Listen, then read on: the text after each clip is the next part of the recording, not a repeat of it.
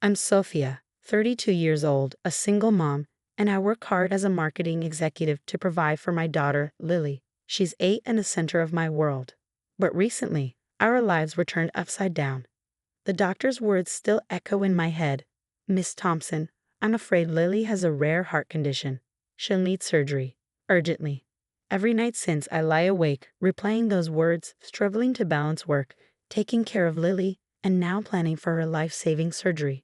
Just when I thought things couldn't get more overwhelming, my sister Olivia called for a family meeting.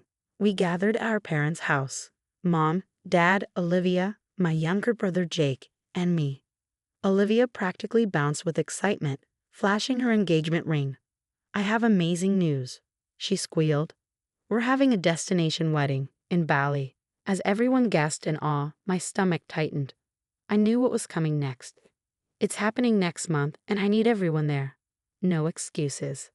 I took a deep breath. Liv, I'm so happy for you, but Lily's surgery is next month. I can't leave her. The room fell silent, then came the onslaught. Sophia, this is your sister's special day, Mom scolded. Dad chimed in. Can't you reschedule the surgery? Yeah, Soph, don't be so selfish, Jake added, not even looking at me. I couldn't believe what I was hearing. Selfish. I was talking about my daughter's life. Olivia's face twisted into a pout. You always do this, Sophia. You always try to steal my spotlight. Memories rushed back.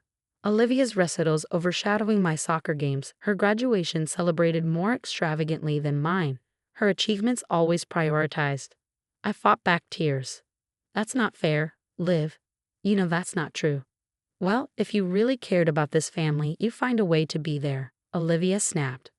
I glanced around, hoping for some support, but all I saw were disappointed faces. No one met my gaze. I stood up, my voice trembling. I'm sorry, but I can't abandon Lily when she needs me most.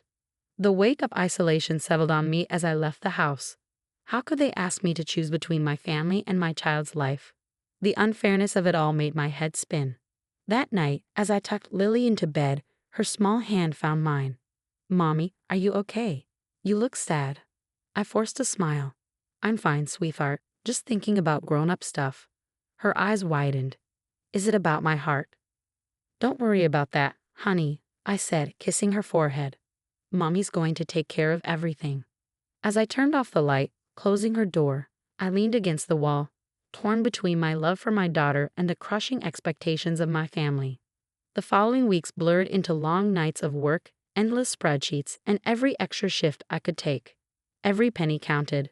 One evening, after Lily had fallen asleep, I decided to call my parents, hoping they'd cooled off and would understand. Hey Mom, I was hoping we could talk about Lily's surgery.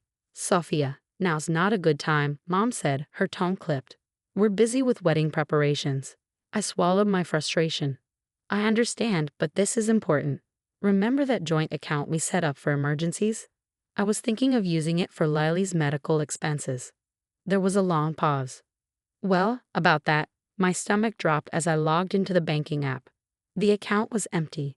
What happened to the money? I asked, my voice shaking. Dad came on the line. Sophia, don't overreact. We had some unexpected expenses for Olivia's wedding. You use our emergency fund for a wedding? I could barely believe what I was hearing. It's not just any wedding, Mom interjected. It's your sister's special day. You're being selfish again, Sophia. Selfish. My daughter needed life-saving surgery.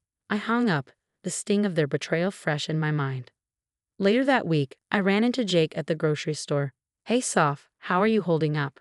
For a moment, I saw the brother I used to know. It's tough, Jake. I could really use some support. He shifted uncomfortably. Look, I get it. But maybe you should just suck it up and come to the wedding. It would make things easier for everyone. Easier for everyone except Lily and me, you mean? I said bitterly. Jake's face hardened. Don't put this on me, Sophia. You're the one causing all this drama. He walked away, and I felt the last thread of hope snap. The day before they were set to leave for Bali, I stopped by my parents' house to drop off some misplaced mail. As I approached the door, I overheard Olivia's voice. I just don't understand why she's being so difficult. It's like she's trying to ruin my wedding on purpose. Now, Mom soothed. We know how Sophia can be, always needing to be the center of attention. Exactly. Olivia chimed in, her voice full of frustration. I bet Lily isn't even that sick.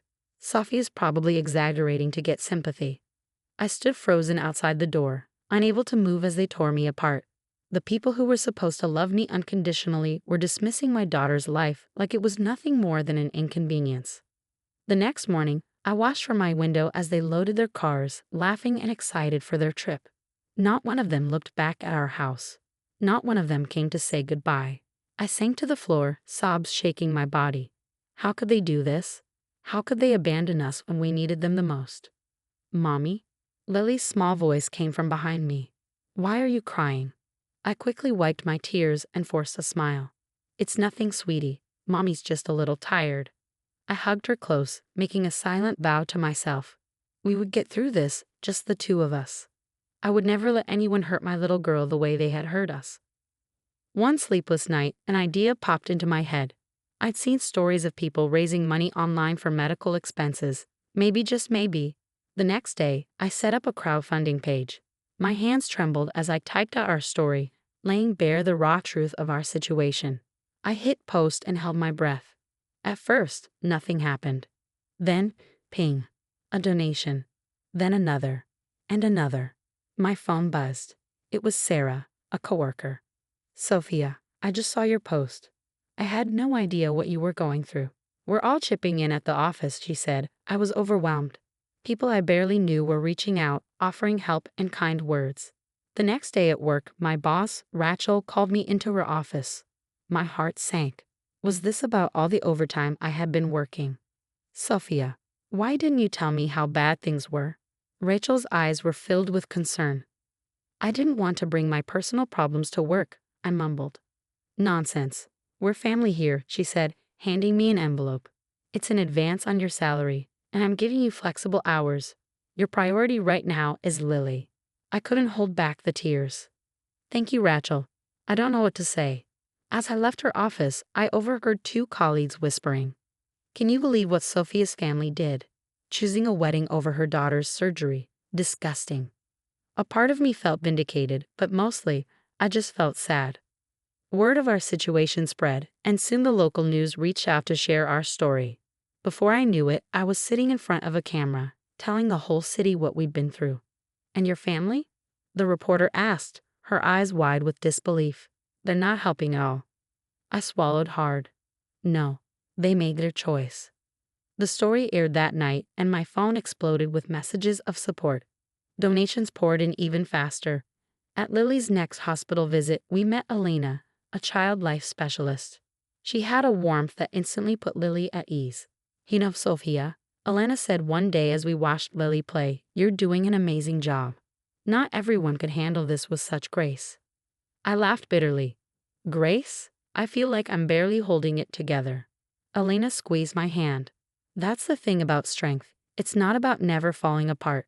It's about picking yourself up every time you do. I threw myself into the final preparations for the surgery, work, hospital visits, last-minute fundraising. I was running on pure adrenaline. Finally, the day arrived.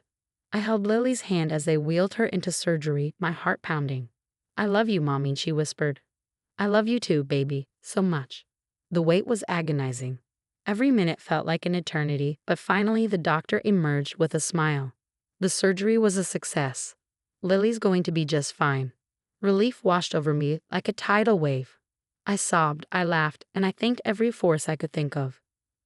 Later, as I sat by Lily's bedside, watching her sleep peacefully, my phone buzzed. It was Jake. Hey, Soph. How did the surgery go? We just got back from Bali and heard about everything. I'm so sorry. I turned off the phone without replying. They had made their choice, and now I was making mine. As I looked at my brave little girl, I felt a mix of emotions, relief, exhaustion, and yes, anger at my family. But mostly, I felt hope. We had made it through the worst, and we had done it without them. The following weeks were filled with hospital visits, recovery milestones, and the realization that Lily and I were stronger than I had ever imagined. Each day, I watched my little fighter grow stronger. We spent hours playing games, reading stories, and talking. It felt like we were getting to know each other all over again. While Lily napped, I checked my emails. One from Rachel caught my eye. Sophia, your performance these past months has been exceptional.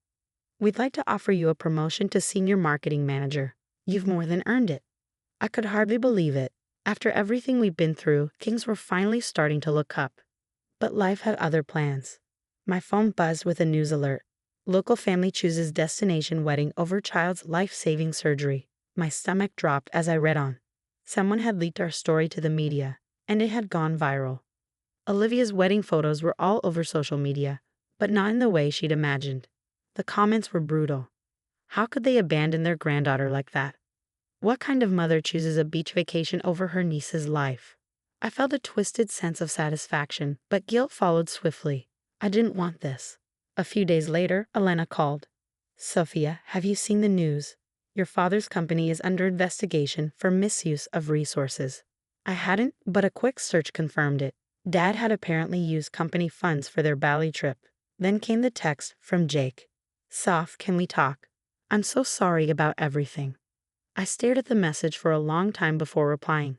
I'm glad you're sorry, Jake, but I need time. Please respect that. As for Mom, the stress took its toll. She was hospitalized for exhaustion and high blood pressure. Meanwhile, Lily and I were moving forward. Lily, how would you feel about moving to a new house? I asked one evening. Her eyes lit up. Can I have a purple room? I laughed. Absolutely. On moving day, as we stood in front of our new home, my phone buzzed again. It was Rachel. Sophia, you won't believe it. We just landed that big account we were hoping for. I grinned. That's fantastic. We should celebrate. Absolutely. Bring Lily. Elena is coming too. As I hung up, a wave of gratitude washed over me. We had been through hell, but we had come out stronger. We had a new home, new friends, and a new life ahead of us. Now, I have a question for you. If you were in Sophia's position, would you ever forgive your family for choosing a wedding over your child's life-saving surgery? Or do you believe some betrayals are unforgivable, no matter who commits them? Share your thoughts in the comments below.